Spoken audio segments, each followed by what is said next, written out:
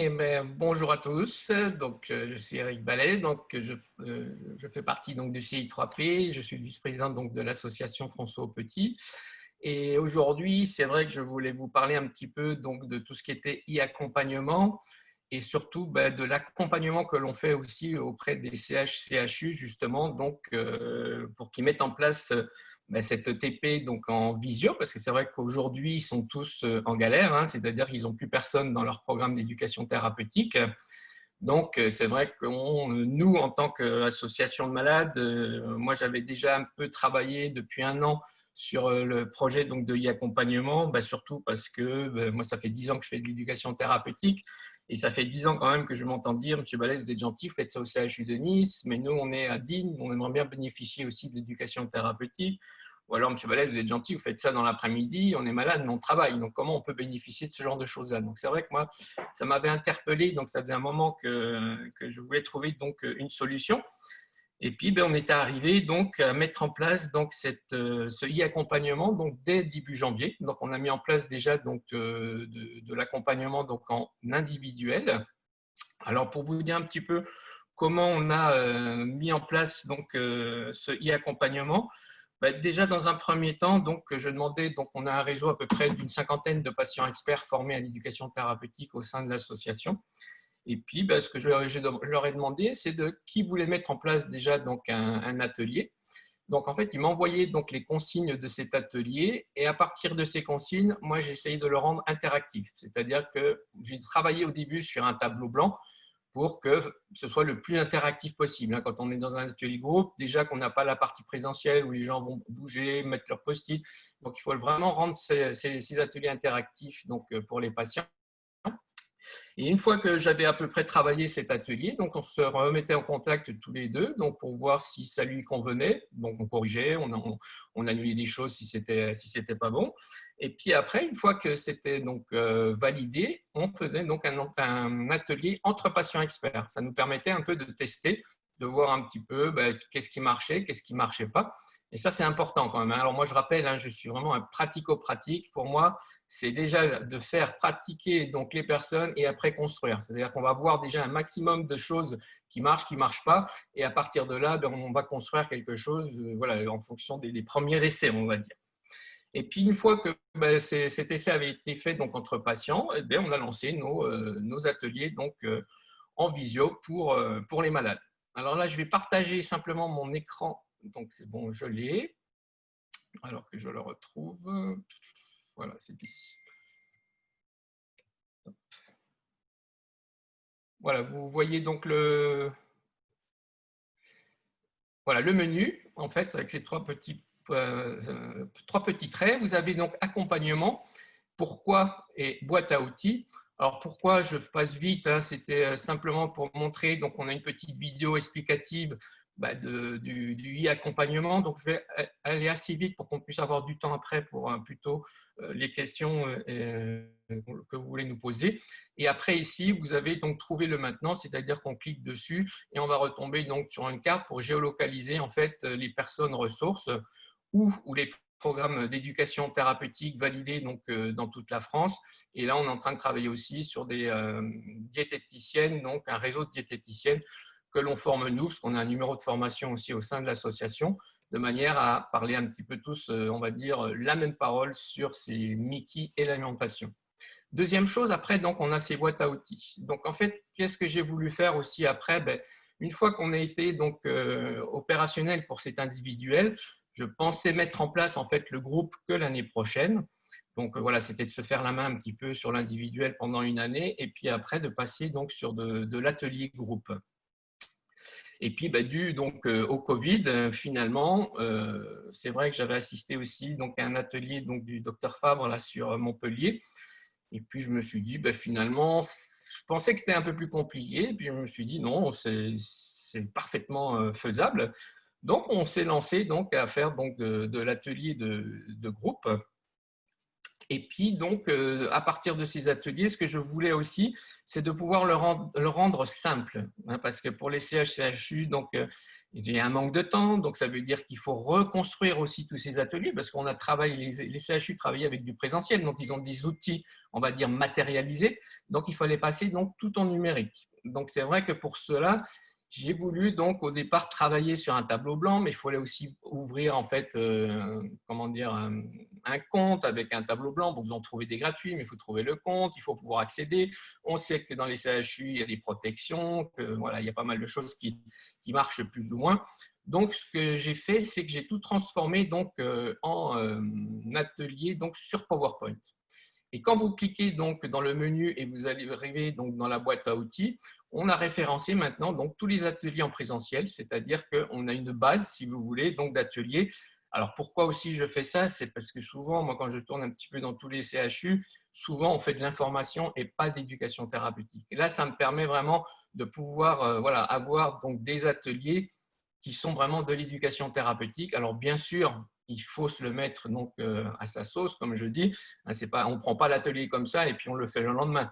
Non, on part, c'est une base de travail et puis à partir de là, ben, vous allez donc voilà, vous l'approprier et surtout, donc, surtout vous faites ça en binôme, hein, donc toujours à deux pour les ateliers de groupe et puis ben, ça vous permet justement de bien voir que c'est de l'éducation thérapeutique.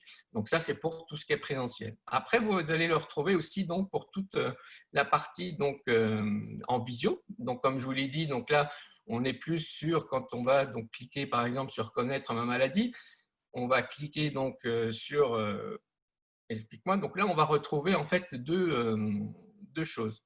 On va retrouver premièrement télécharger l'atelier interactif. Donc c'est ce dont je vous parlais. Donc c'est le PowerPoint que vous allez pouvoir télécharger. Et ici, si vous téléchargez ici, vous allez avoir les consignes. Comme je vous l'ai dit, on part toujours des consignes et on construit en fait son outil après interactif. Donc ça, c'est donc la consigne. Là, après, je vais faire télécharger donc, mon atelier et on va arriver, donc je vais partager donc un autre écran pour vous montrer sur ce quoi on arrive. Donc, on va arriver sur, en fait, voilà, ce PowerPoint. Alors, attendez, je l'ouvre. Hop. Alors, j'en mets à 0. Voilà, donc là, par exemple, c'est un atelier si on mangeait. Donc, en fait, c'est un PowerPoint. Donc, je me dis qu'un PowerPoint, tout professionnel de santé ou personne donc, a plus l'aisance de travailler sur un PowerPoint, connaît les PowerPoint. Donc, on va avoir un cadre de confort, la présentation, l'objectif en fait de l'atelier. Nous, on a rajouté, alors toujours pareil, ce qui est bien, c'est qu'on met un atelier de base avec des slides. Après, à vous de vous l'approprier, d'enlever les slides qui ne vous conviennent pas, d'en rajouter si ça vous convient. Et puis, ben, nous, par exemple, c'est comment je me sens aujourd'hui avec l'alimentation. Ben, on va prendre le petit point et on va le mettre, par exemple, sur une échelle pour dire, ben, voilà comment je me sens par rapport à l'alimentation. Et puis, on prend donc le prénom des personnes, chacun, pour savoir un petit peu où il en est. Après, on a aussi, donc, j'ai essayé vraiment de simplifier au maximum, c'est-à-dire que vous avez, par exemple, l'appareil du système digestif, ben, vous allez prendre la flèche est déjà là, vous cliquez sur le point et là, vous allez directement tirer pour montrer en fait où est l'estomac.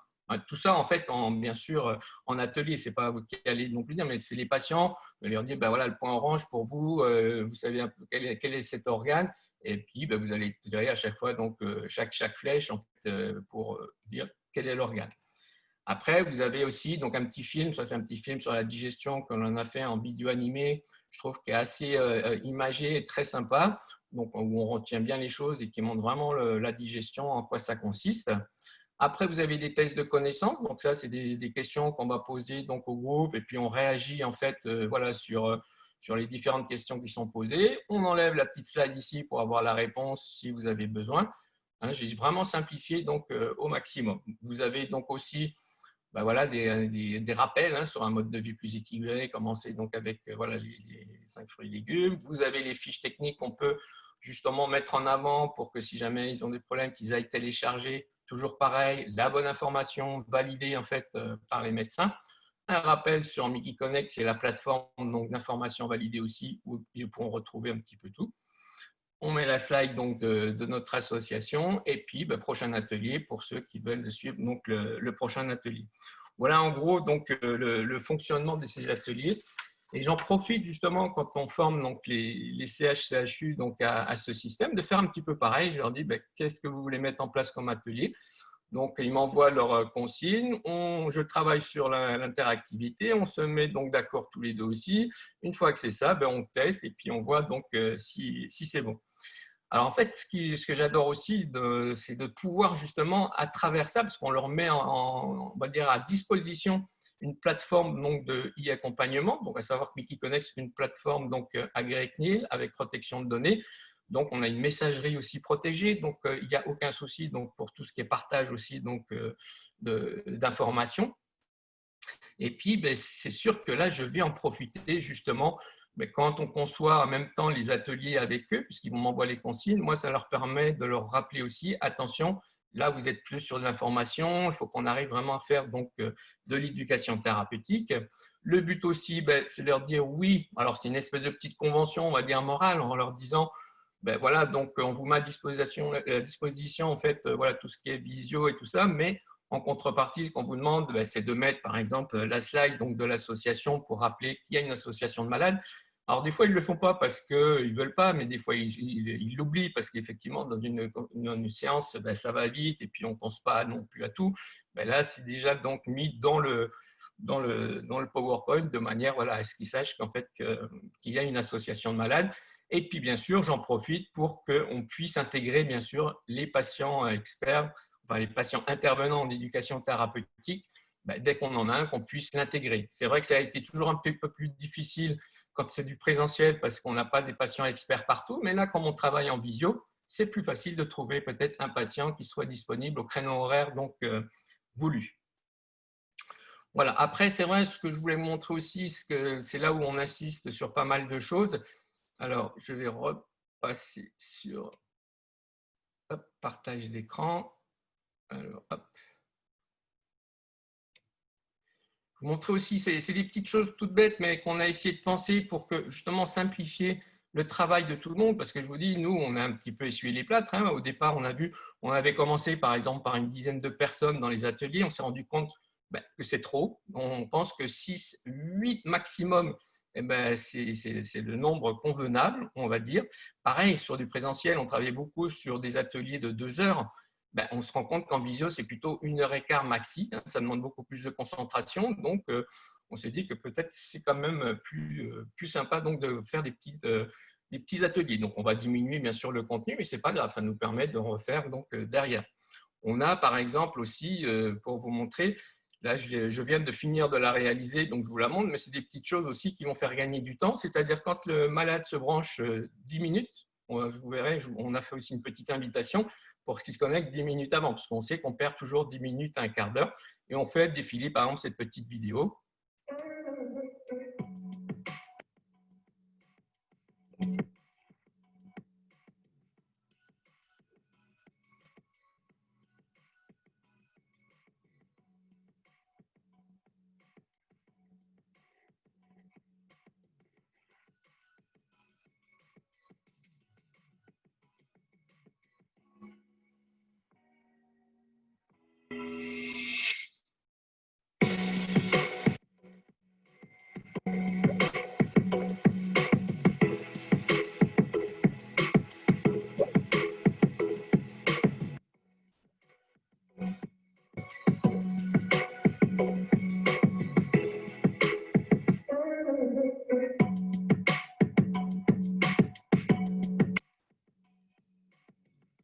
Voilà, c'était pour vous montrer un petit peu donc, des outils qu'on a mis en place parce qu'effectivement, là, vous allez voir, vous allez gagner jusqu'à 10 minutes parce que des fois, les gens ont un petit peu du mal donc, à se brancher. Ce qu'on a fait aussi, donc là, je vais vous partager donc, un autre écran, c'est surtout aussi de penser à bien faire les invitations quand vous les faites. Donc là, je vous montre, hein, c'est quelque chose que j'avais vite fait.